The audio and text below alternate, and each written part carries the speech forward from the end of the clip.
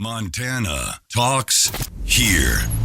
Live and local. This is Montana Talks with Aaron Flint.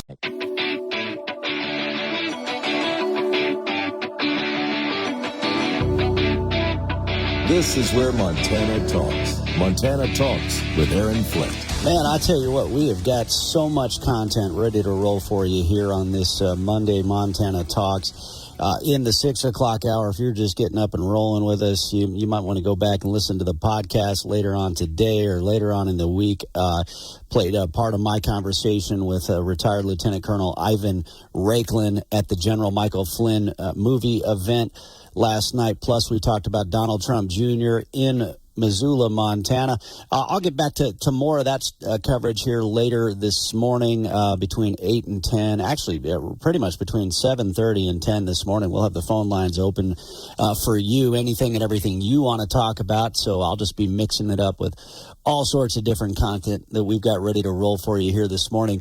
But the White House Correspondents' Dinner, Nerd Prom, as they call it, back in Washington, D.C., you know, when all the journalists and the celebrities and the politicians get together and, you know, they tell jokes. Anyway, Joe Biden had a joke about all of the journalist questions that he has been dodging. Some of you complain that I don't take enough of your questions. No comment. Of course, the New York Times issued a statement blasting me for, quote, active and effectively avoiding independent journalists. Hey, if that's what it takes to get the New York Times to say I'm active and effective, I'm for it. Anyway, Joe Concha tore into the media, sitting there laughing and clapping as Joe Biden joked about how he dodges any meaningful questions throughout his tenure as president of the United States. And so anyway, I'll get to that here later this hour of the show. There were a couple of jokes that caught my eye here. RNC Research shared these via Twitter. This one was pretty funny here. The Saturday Night Live guy was basically just reading from a script the entire time. And of course, he took a bunch of cheap shots at Donald J. Trump, but then he tried to at least throw some jokes at Joe Biden. My weekend update co-anchor, Michael Che, was going to join me here tonight, but in solidarity with President Biden, I decided to lose all my black support. Yeah, look at, yeah, they all know it. They all know it that Joe Biden has been shedding the support of black voters like crazy, Hispanic voters too. Here was one other one that stood out. Everything feels strange now. By a lot of measures, President Biden is having a very successful first term, but people don't seem to realize it. Like with the economy, the vibes are bad, but the numbers say it's strong.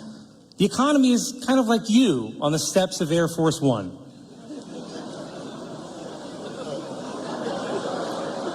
It feels like it's stumbling, but there is somehow upward progress.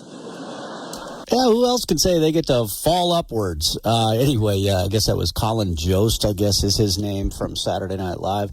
All right, we'll take a quick news and weather break here on Montana Talks. And then, I see she's on the phone lines. We've got Evelyn Pyburn with the Big Sky Business Journal. Get into your business news and more.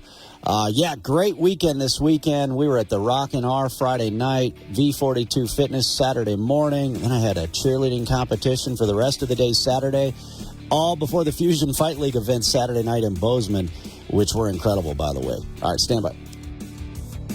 I'm Chad Pergram with the Speaker's Lobby. Republican Georgia Representative Marjorie Taylor Greene made a lot of noise about trying to take out House Speaker Mike Johnson recently. So why didn't Greene move? It's about the math. She would have lost. House Democrats were coy about their plans to possibly protect Johnson, but after the House passed aid to Ukraine, it's likely Democrats would have supported Johnson by voting to table or kill Greene's resolution. Or they may have taken a walk and been absent for the vote. Democratic absences would have driven down the total number of House members voting. That would have diluted the votes of members who wanted to undercut Johnson. So Johnson remains a speaker for now. That doesn't mean the right isn't infuriated at Johnson. Quote, I'm frustrated that there was zero border security in the bill, said GOP Texas Congressman Chip Roy. Quote, it's mind-bogglingly stupid to put that on the floor. Opponents of Johnson want the speaker issue to smolder over the next few weeks. They believe there will be an uprising from the public over what Johnson did, and that will compel Republicans who are quiet now to turn against the speaker. With the Speaker's Lobby, Chad Pergram, Fox News. Here's a look at your real weather for Billings and Bozeman. With cloudy skies and some rain showers around the area today, especially in the Bozeman area early, then later in the day across the Billings area as well.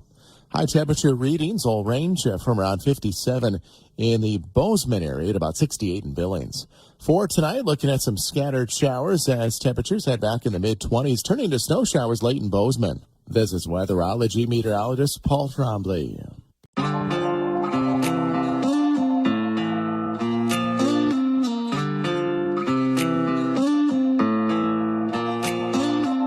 Serving the great state of Montana. From the peaks of the Beartooths to the banks of the Clark Fork River, Montana Talks with Aaron Flint. All right, every Monday we get back to business with Evelyn Pyburn from the Big Sky Business Journal. And Evelyn, always great to have you on the show.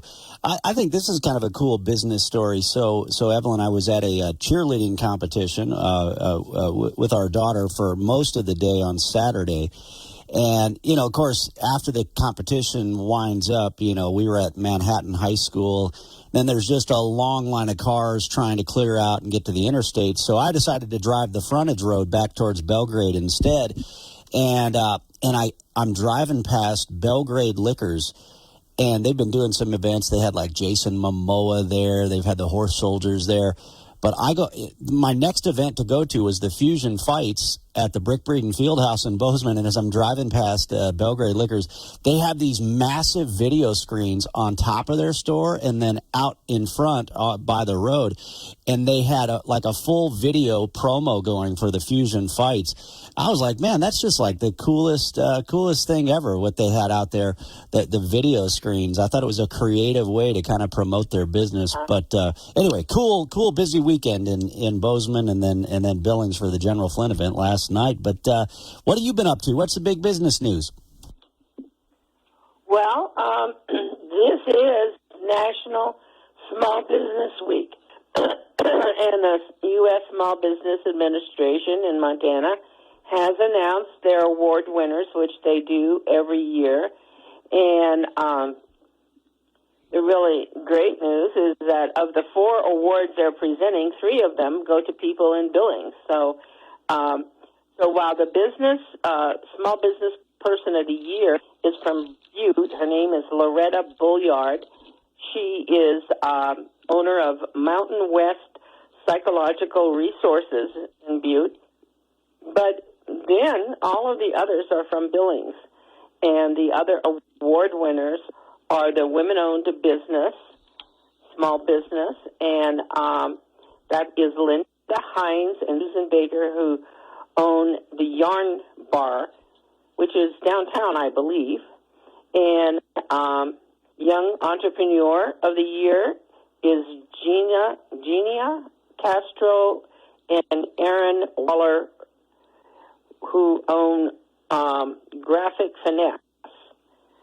And the Small Business Champion of the Year is Karen Gross of Canvas Creek Team Building. So, Billings can, pat ourselves in the back here. We have, 3 standout stars in the business world this year. And, but they're just, they're just a handful of people among many small businesses in Billings and in Montana. So I thought maybe this is National Small Business Week, we could talk about the importance of small businesses and try to encourage people to start their own business. It's a lifelong dream for some people, and there are others who are kind of intimidated at the whole process, and because it takes some risk. But entrepreneurs are super important when it comes to building an economy, and they do a huge service that goes largely unrecognized, even though they're really important. Entrepreneurs spark and fuel good changes in our community.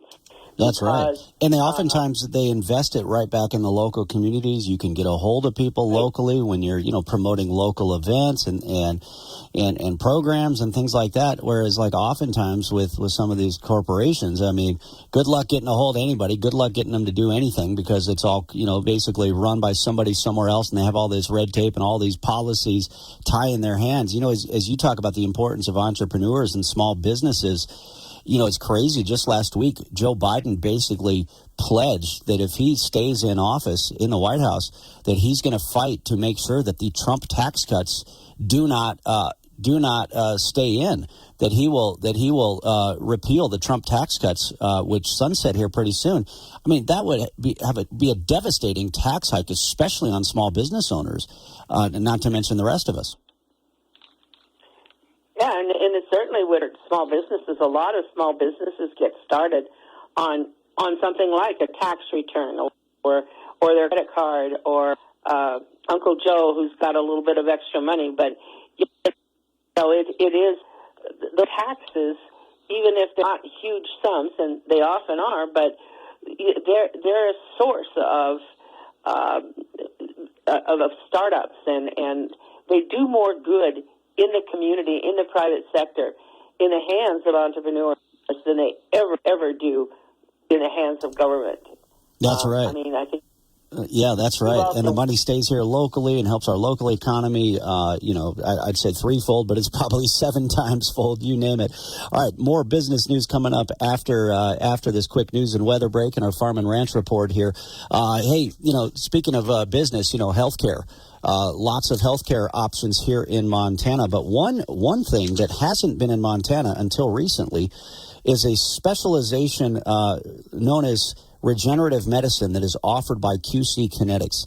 QC Kinetics is the nation's leader in really this exciting revolution in pain management. If you've got pain in your knees, pain in your joints, pain in your hips, what they do is they take the healing properties that are already in your body, put them directly into those achy joints.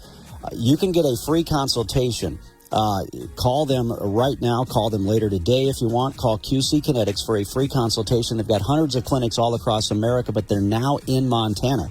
QC Kinetics, 406-201-6263.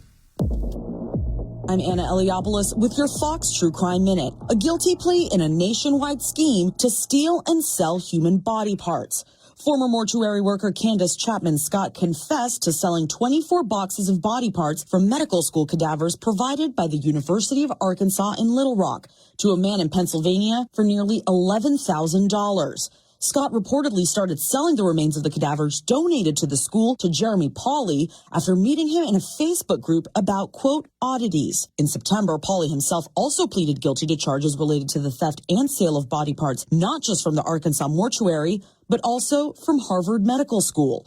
Scott faces up to 30 years in prison on charges of interstate transportation of stolen property and conspiracy to commit mail fraud. She also faces up to a $500,000 fine. There's more on this story at foxnews.com. Subscribe to the Fox True Crime Podcast with Emily Compagno. I'm Anna Eliopoulos with your Fox True Crime Minute. Here's a look at your real weather for Billings and Bozeman. With cloudy skies and some rain showers around the area today, especially in the Bozeman area early, then later in the day across the Billings area as well. High temperature readings will range from around 57 in the Bozeman area to about 68 in Billings. For tonight, looking at some scattered showers as temperatures head back in the mid-20s, turning to snow showers late in Bozeman. This is weatherology meteorologist Paul Trombley. Hi. This is where Montana talks ag with Lane Nordland. As more cases of avian influenza appear in dairy cattle across the nation, concerning news for beef cattle producers as Colombia is implementing restrictions on the import of beef and beef products from certain U.S. states where dairy cows have tested positive. Those states include Colorado, Idaho, Kansas, Michigan, New Mexico, North Carolina, Ohio, South Dakota, and Texas. While no U.S. beef cattle have tested positive for bird flu, the South American nation is the sole country to officially impose restrictions on U.S. beef exports due to H5N1. The U.S. Meat Export Federation views the import restrictions as lacking scientific basis and impactful for exporters doing business in Colombia and their customers. U.S. health officials are engaging with the country and other trading partners who have requested additional information on the U.S. government's epidemiology to mitigate trade impacts. USDA is requiring testing of milk for lactating dairy cattle before interstate movement. Canadian officials have also asked USDA to conduct the same test for dairy cattle entering Canada from the United States. USDA's chief veterinary officer, Rosemary Sifford, stated that they are also providing information to assist all trading partners upon request, although specific partners have not been disclosed, in keeping them up to speed on bird flu in the U.S. I'm Lane Northland.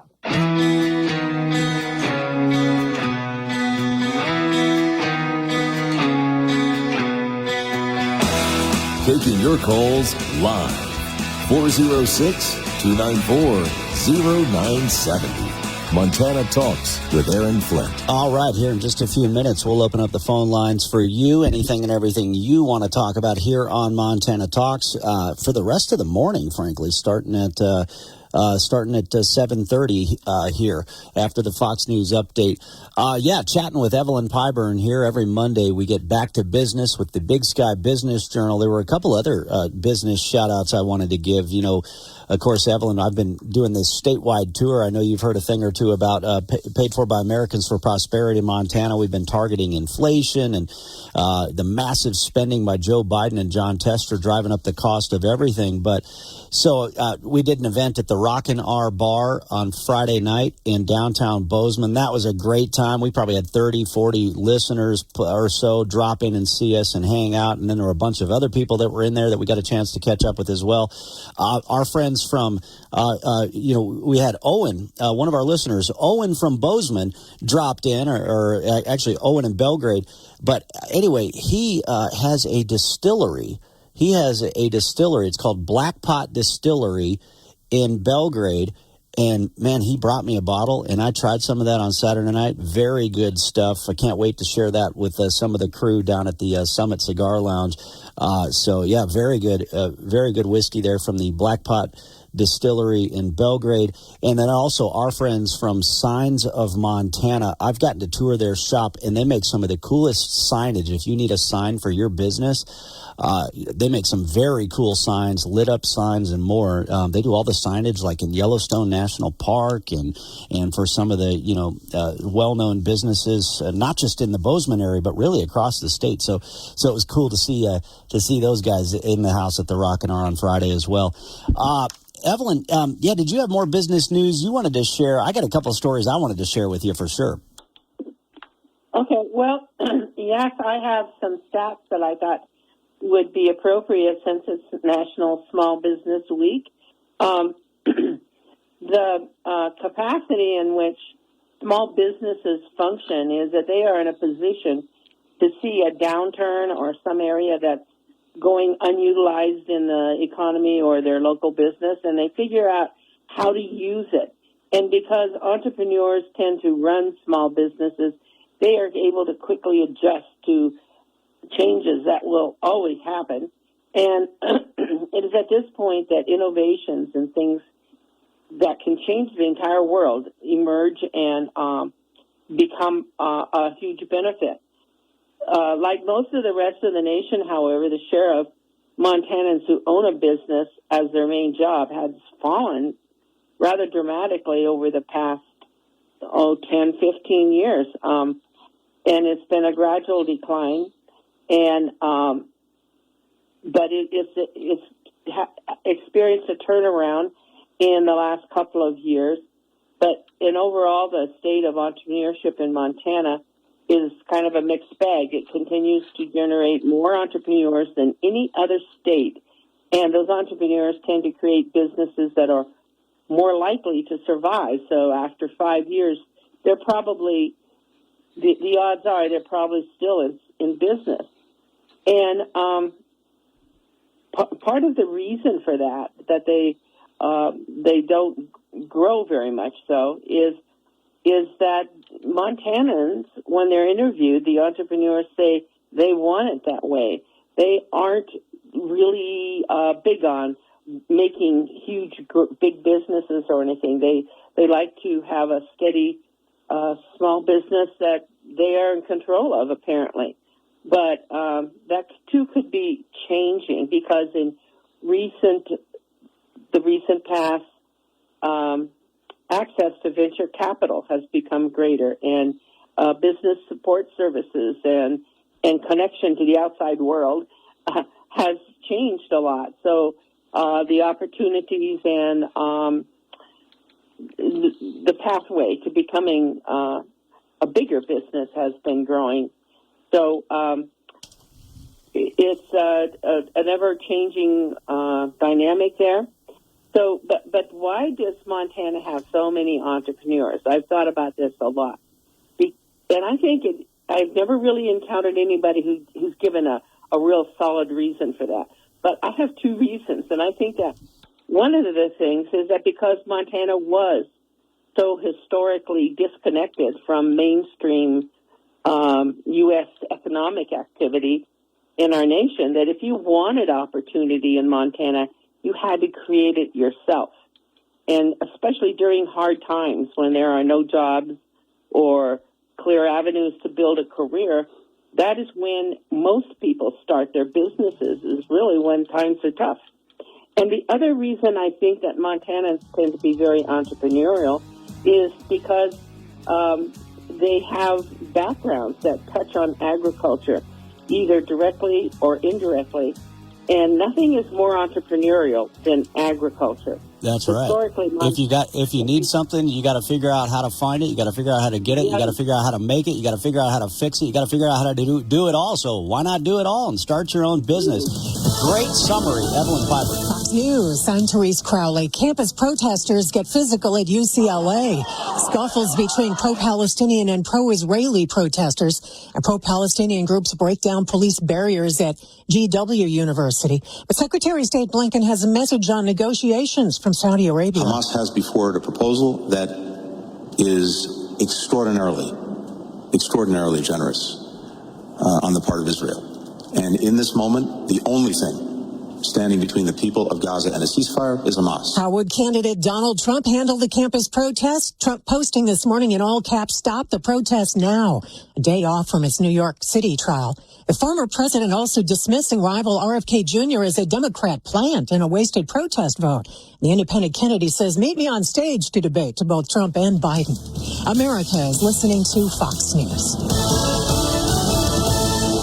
All right. Yeah, there were a couple of stories that I wanted to share with Evelyn, and I'll share them with all you guys here, of course. But, one other thing, Evelyn, I was going to tell you is, so I mentioned how we've been doing these events paid for by Americans for Prosperity Montana.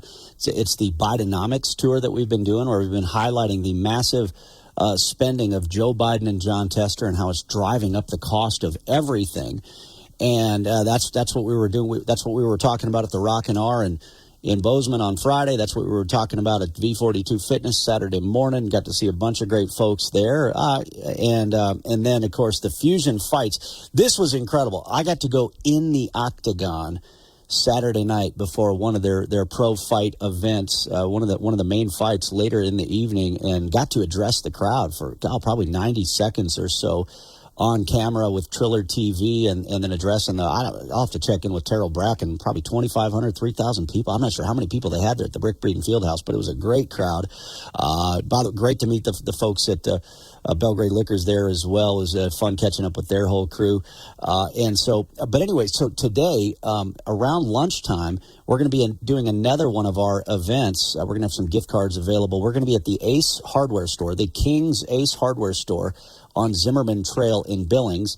That'll be around lunchtime today. And then tomorrow, Tuesday afternoon, starting around 4:30 to 6:30 or so, we will be at the Lockwood Ace Hardware Store doing a similar event. And we might add one more into the mix. So stay tuned on that one. So hope to see you guys out there.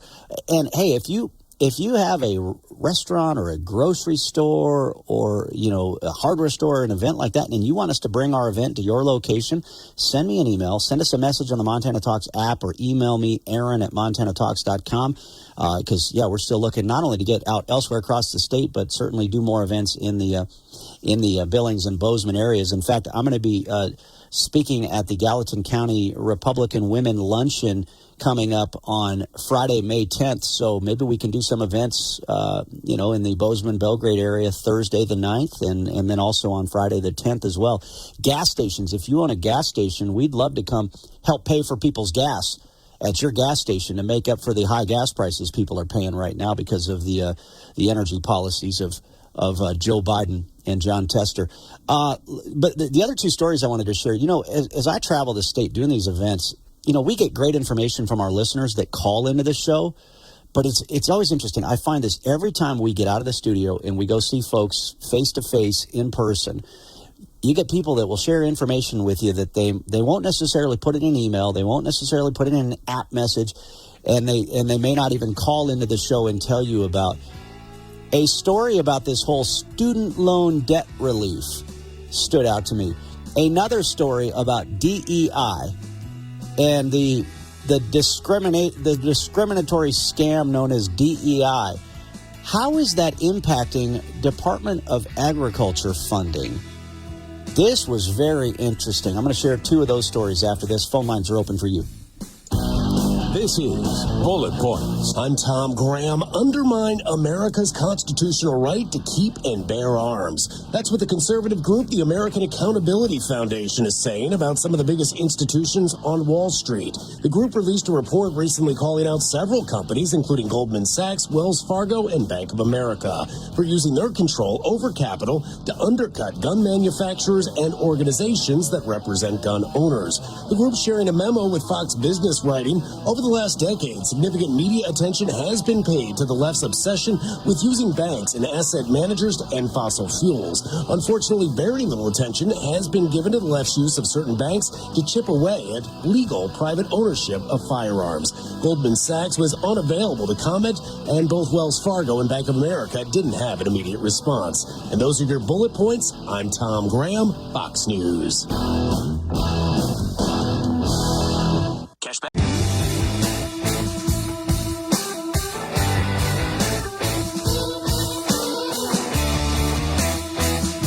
This is where Montana talks. Montana Talks with Aaron Flint. Oh, dang it. I should have worn my George Strait t-shirt today. They call me the fireman.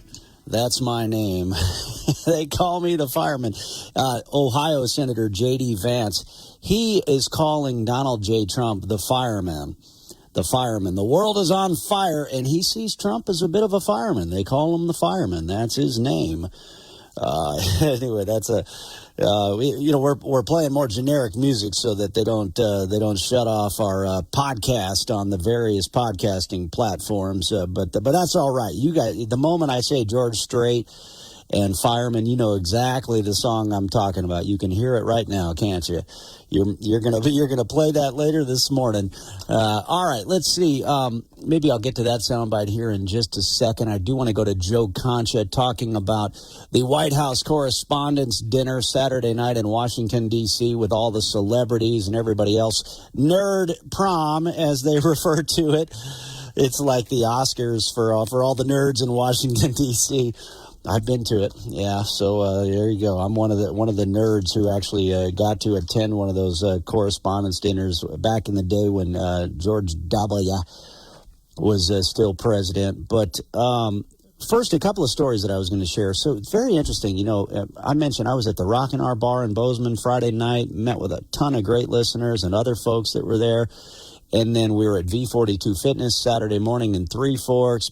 And then, we had the Fusion Fight League events on Saturday night. But we've been traveling everywhere, from the Farm Expo in Plentywood to the Schmeckfest in Luster to the grocery store in Lodgegrass, all over the place, right? And so you pick up some interesting information and you meet some incredible people all along the way. But the student loan debt forgiveness, as they call it, right, where you're being asked to pay for somebody else's student loans. I paid off my student loans in Afghanistan. And then by joining the military, I helped prevent myself from accumulating more student loan debt, with scholarships and GI Bill and things like that. But anyway, this was very interesting. I was talking with a friend who she shared a story where she said, I still have some student loan debt. And I thought, I'm going to see what this process entails. I'm going to see how this whole thing works. So she said she went through the process of applying for the student loan debt forgiveness and got rejected. Here's why. Now, this is just a story that was shared with me. She said she was rejected from having her student loans canceled out because she works in the career field that she got her college degree in. So let me break that down a little bit further. So basically, if you got a college degree in underwater basket weaving, but then, ding, ding, ding, couldn't find a worthwhile job or career in underwater basket weaving, then they will pay your student loans. But if you got if you went to college and got a degree in something that actually had a career path, and, maybe it doesn't pay a crazy amount, but it's a career path, and you still have student loans, at least what she told me, and somebody correct me if this is wrong, but she told me that they wouldn't cancel her student loan debts because she's actually working in a career path that she went to college for. I mean, that just sounds insane. Anyway, that was one story that I picked up out there on the trail. The other story I picked up, think about DEI, diversity, equity, and inclusion, this DEI scam, this discriminatory, racist concept of DEI that Joe Biden and John Tester are pushing throughout government. Whole of government approach. That's the key buzzword you got to use there. So we think about DEI, how it's infecting so many different branches of government right now as Joe Biden and John Tester infect this every level of government with this scam. Think about it. So we were talking about how, all this massive federal government spending from Joe Biden and John Tester, massive government spending, and it's driving up the debt, $35 trillion roughly right now.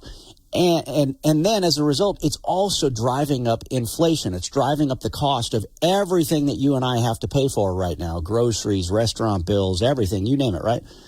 But then think about this. What are they spending our money on? They're not only driving up the debt to $35 trillion to take care of it. I mean, they're not taking care of needs in America by and large, right? I mean, even if the money was going towards good things, we're $35 trillion in debt. And the massive government spending is fueling inflation that's costing you and I more. So even if they were funding good things, it's like, gosh, we don't have the money. What are you doing, right? But think about it. DEI, they're pushing DEI at every level. So think about it. If you're a farmer or a rancher here in Montana and you want to take part in U.S. Department of Agriculture programs, why would they give money to you? Well, because we feed the world. We feed the country. Look at the massive amounts of cattle. Look at the massive amounts of wheat, peas, lentils, pulse crops you throw in there, right? We feed the world. We feed the planet. So if you're trying to help feed the planet, if you're trying to help feed the United States of America and you have U.S. Department of Agriculture programs, or if you're trying to just, improve the rangeland or improve habitat through conservation funding programs, you would naturally, more of those USDA programs would go towards actual farm and ranch areas, right? Montana, Iowa, et cetera. But this discriminatory DEI funding, one guy was telling me this, that it's even seeping into the USDA. Now, we know that because remember when they announced under the Biden administration that they would forgive farm loans. You could be a Hispanic farmer in California and they forgive your farm loan, but if you're Ole Cannoli in Opine, Montana, no, you don't get your farm loan forgiven because you're a white guy. So we know that they're already discriminating in these farm lending forgiveness programs, right? But how else are they discriminating? So what they're doing is, in the example that was given, is like, okay, well, why would they fund farm and ranch programs through the USDA or habitat or conservation programs in the white state of Montana, and instead, money gets diverted to somebody growing tomatoes on a rooftop in Chicago. Because that checks a woke checkbox. Because, see, there's more people of color in Chicago. And so even if you're just growing a few tomatoes that aren't even going to touch a fraction of the population of Chicago, rooftop tomatoes in Chicago, here you go, DEI. Actual farm ranch programs that actually feed the planet, feed the country. It's not woke. It's just not woke. Anyway, just some very interesting information that we're picking up out there on the trail. All right, back to the White House Correspondents' Dinner here. I opened up the 7 o'clock hour playing some of the jokes at the White House Correspondents Association dinner Saturday night in Washington, D.C. I played the clip where Joe Biden was joking to the press, and the press was laughing along, clapping along, as he was joking about how he completely avoids them. Apparently, he's like the only president who has totally dodged the editorial boards for the New York Times, the Washington Post, and the Wall Street Journal. Only president who's ever done that. Anyway, listen to what Joe Concha had to say very, very early this morning, even before Fox and Friends kicked off. I love how you see everybody laughing and clapping in the audience, all those journalists and some celebrities when he mocks the New York Times. Joe Biden has not done one interview with the New York Times editorial board or the Wall Street Journal editorial board or the Washington Post editorial board in his presidency. No modern president has avoided all three of those major publications, and yet he's up there laughing, and they're laughing along with him. I found that quite disturbing. Look, Joe Biden is fine. If you put him you give him scripted remarks and a teleprompter and something before he goes up on stage, he is more than fine as far as his delivery. The question is, Todd, if we go to debates and there is no more teleprompter and he actually gets serious questions about the serious issues in this country, then how is he going to perform? And that's why I think he made some news with Howard Stern on Friday where he said, I'll debate. And I think his handlers probably were like, wait, whoa, what? What did you say? Because I'm not sure they want to put him up on that stage at this point. If there is a debate, it will be a bloodbath. Joe Biden will be at the bad end of that. And speaking of the word bloodbath, Joe referenced that again out of context against Trump. It was one of those moments that everybody in the audience knew that Joe was wrong, but they had to clap anyway, to your point, because they all have to suck up to the president. The host of the night was SNL comedian Colin Jost. Of course, he had plenty of Trump jokes as well. Listen. Before I begin tonight, can we just acknowledge how refreshing it is to see a president of the United States at an event that doesn't begin with a bailiff saying all rise?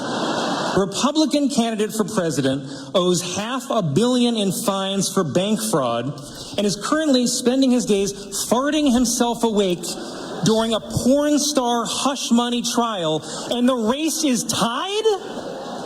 The race is tied. Yeah, actually, it's not tied. Actually, that little fake news summary that you just delivered right there, nobody buys it. They see exactly what you're doing.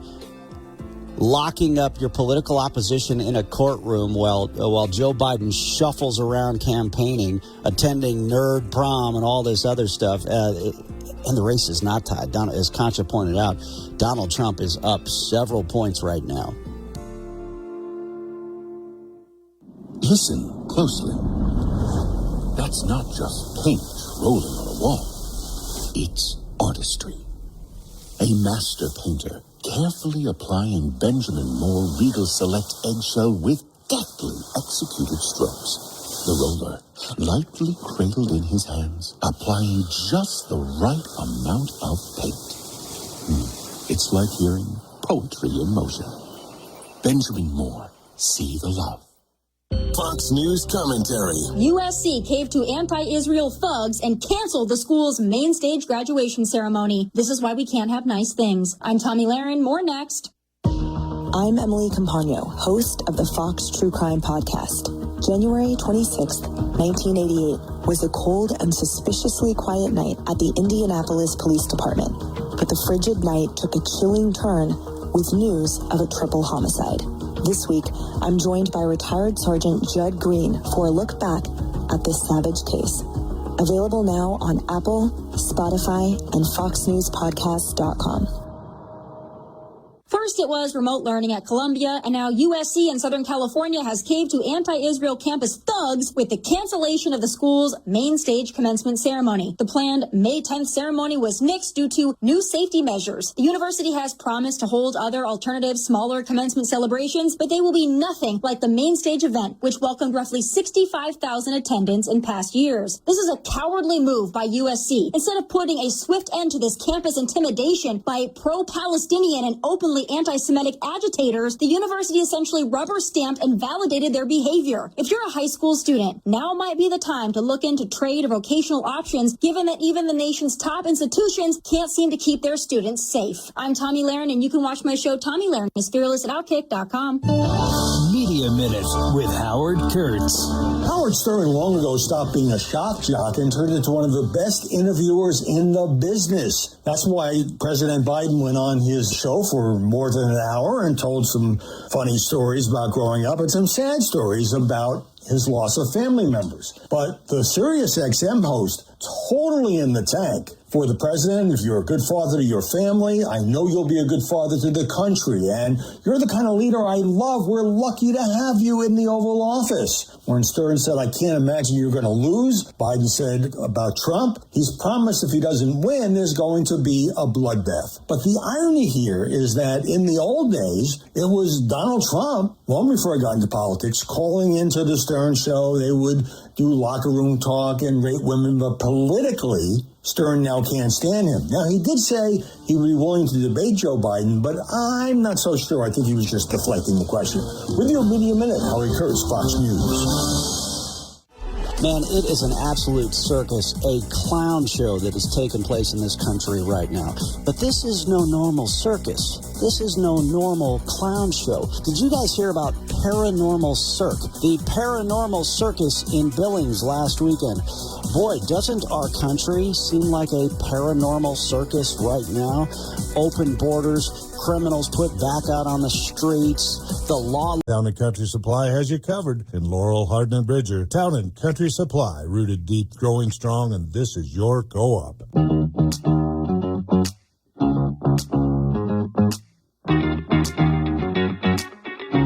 Taking your calls live, 406-294-0970. Montana Talks with Aaron Flint. All right, we got the phone lines open for you, 406-294-0970. If you got something you want to talk about, I'm a professor. I'm an economics professor. Did you guys see some of these nut job protesters? Oh, man. I'll tell you what, tomorrow, well, who knows? I mean, we'll probably have a million other things to talk about by then. But when John Jackson is with us on Tuesday, I'm sure he saw some of these videos. So Rob O'Neill, the Navy SEAL from Butte, Montana, he's the Navy SEAL who killed Osama bin Laden. He shared this video of one of the protesters. I forget which college campus it's at. There's so many of them. These anti-Semitic, nut-job, pro-Hamas terrorist protesters that are occupying these campuses. It's the next George Floyd riots. This is their, George Floyd was for 2020. Now they're on to pro-Hamas terrorists. That's their cause celeb for the 2024 elections. That's for their hot summer that they have planned for us, as Nancy referred to in the 6 o'clock hour of the show. But Rob O'Neill shared this, and you said we wouldn't have fun today. Shame on you. This, it must be like a state trooper. I think it was in Georgia, but there was this uppity white liberal protester and getting hauled off in handcuffs and, was getting out of hand. This state trooper picks this dude up like it was a little baby and just like baby carries this protester off the college ground. I mean, I would have done the fireman's carry, thrown him over my back. This guy baby carried this little crybaby protester. Absolutely hysterical. I think he starts crying, too, as he's being walked away. He, she, I don't know. You never know what their pronouns are anymore with some of these wackos on the left. But then there was this one. Let me cue up the audio for you here. I'm a professor. This was sent out via X from the account Ollie London. TheDailyWire.com has this headline: Economics professor at protest screams, "I'm a professor," while getting tackled by police. This was at Emory University. Emory University, where more of these anti-Semitic nutjob pro-Hamas terrorist protesters were at. By the way, there were several of them on the University of Montana campus yesterday when Donald Trump Jr. Was there. I'll talk more about that here in the next couple hours of the show. Very interesting, too, by the way. Who was leading the nutjob protest? The pro-Hamas protest on the University of Montana campus. Who was the guy leading the protest against Donald Trump Jr. and crew in Missoula yesterday? Oh, some elitist, privileged son of a University of Montana professor. Surprise, right? Big surprise there. Anyway, I'm only going to use a portion of this. There was lots of beep, beep, beep as these protesters throw F-bombs and more at the police. You people are fascists. You are Hitler. You are a laughing dog. Shame on you. May you never live another day. I am a professor. This is every professor, everyone. I am a professor. You're rabid dogs. You're fascists. I'm a professor. I'm a professor of economics. Yeah, nobody cares, lady. Nobody cares, you nut job, as she's been put in handcuffs and on the ground. I mean, and listen to that woke white liberal dude in the background. You are fascists. You are Hitler. You are rabid dogs. May you never live again.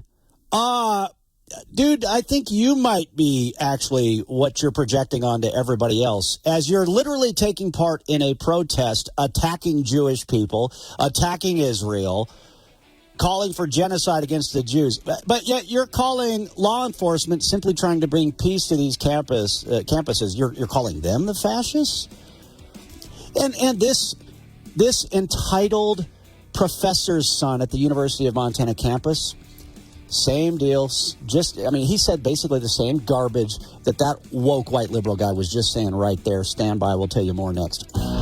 This is Bullet Points. I'm Tom Graham. Undermine America's constitutional right to keep and bear arms. That's what the conservative group, the American Accountability Foundation, is saying about some of the biggest institutions on Wall Street. The group released a report recently calling out several companies, including Goldman Sachs, Wells Fargo, and Bank of America, for using their control over capital to undercut gun manufacturers and organizations that represent gun owners. The group sharing a memo with Fox Business writing, over the last decade, significant media attention has been paid to the left's obsession with using banks and asset managers to end fossil fuels. Unfortunately, very little attention has been given to the left's use of certain banks to chip away at legal private ownership of firearms. Goldman Sachs was unavailable to comment, and both Wells Fargo and Bank of America didn't have an immediate response. And those are your bullet points. I'm Tom Graham, Fox News.